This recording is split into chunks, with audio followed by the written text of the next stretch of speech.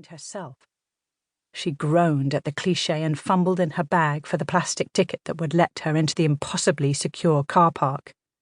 The envelope was in the way, and she pushed it impatiently aside as she scrabbled amongst the more usual detritus for the ticket.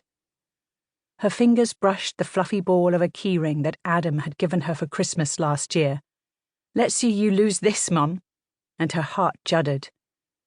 She hoped the kids wouldn't be too upset. "They're not kids, Julie," she reminded herself. The girls had long since left home, and with Adam in his 4th and final year at university, he might as well have done.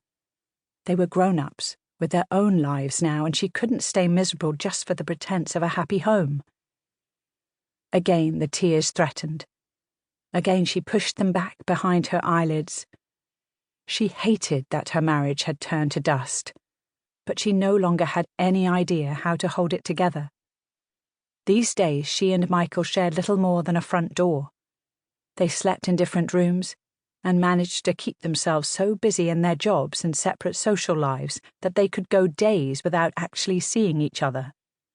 Julie couldn't remember the last time they'd had a proper conversation, one that went beyond informing the other that they'd taken the bins out or that dinner was in the fridge. They cooked for each other but rarely ate together. They took the clothes off the washing line but never off each other's bodies. They didn't even bloody argue anymore. She'd tried to fix things over the last few years, she really had, but she'd accepted now that their marriage was beyond repair. And with their 35th anniversary just a month away, she had to do something. Celebrating a dead marriage would be nothing more than a farce, and it was time to face up to that. Divorce was for the best. But that didn't mean it wasn't sad. Her fingers closed gratefully around the plastic ticket, and she pressed it to the door pad. Nothing. The big grey door stayed resolutely shut. She turned it over, pressed it again. Still nothing. "Please let me in," she begged. The door paid no attention. For the 3rd time that afternoon, Julie blinked back tears. "Pain in the arse, aren't they?" a cheerful voice said, and she turned to see an older woman bustling up behind her. "Just a minute." She dumped handfuls of shopping bags on the floor, gesturing self-consciously to them as she dug for her own ticket. "Supplies, in case we go into, lockdown." "Lockdown?" Julie asked. "It won't come to that, surely."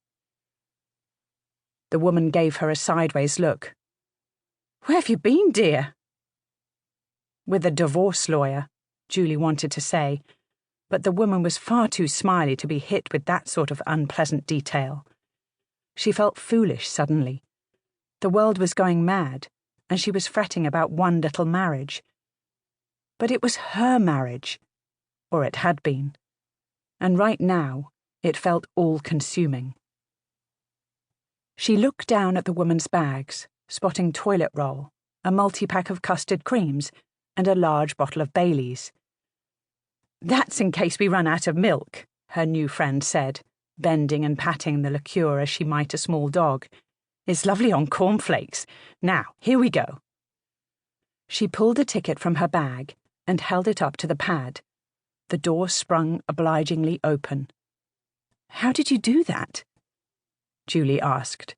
"Magic!" The woman smiled and waved Julie ahead of her as she gathered up her shopping. "Did you validate your ticket when you arrived?" Julie groaned. "Probably not. I'm hopeless at things like that. My husband's always saying—" She stopped. My husband. For 34 years, she'd had a husband. Soon it would just be her. "Are you okay?" The woman was looking at her in concern, and Julie realized she'd stopped dead halfway up the concrete stairs. "How will I get out?" she asked, feeling ridiculously shaky again. "Go to the office, dear. They'll soon sort it." Julie smiled her thanks and stumbled in the direction indicated, but her thoughts were back at the shiny lawyer's offices, and she clutched her zebra print bag and its dark